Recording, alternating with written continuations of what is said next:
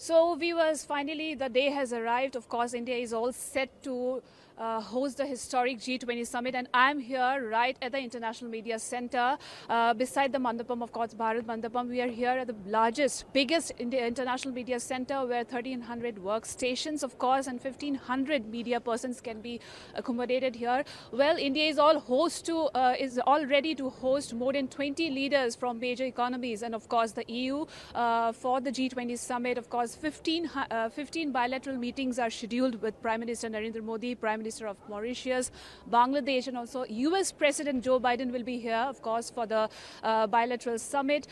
We are looking forward for a successful G20 summit, and of course 20 major economies, 20 leaders from major economies will be converging here under one platform for solution to global issues ranging from the climate crisis to sustainable development goals, and also crises like the Ukraine crisis and China and Russia. Of course, the main hindrance is the absence of China and Russia, and we are waiting for the G20 declaration that would be on Sunday, which will be generally it's deferred by Russia and China on the Ukraine conflict. This is going to be a historic summit, of course, and we are here at the International Media Center where media houses, not only from India but of course from different countries, will be accommodating here for covering this G20 summit. As you can see right beside me, the International Media Center, we have 1,300 workstations, and apart from that there are different studios, of course, for hosting interviews. Of course, bilateral meetings would also be here where leaders will be meeting each others.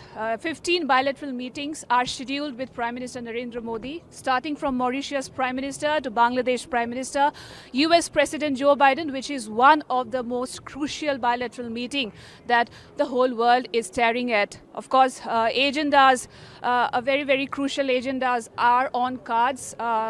And of course the reform of the World Bank, which is one of the major agenda of the G20, where President Biden will be pushing for the reform of the G20.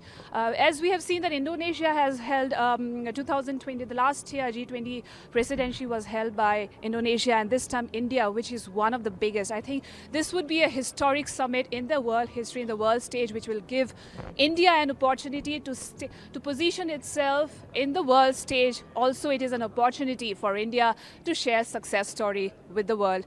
This is Chandrakala Chaudhary for ETV Bharat.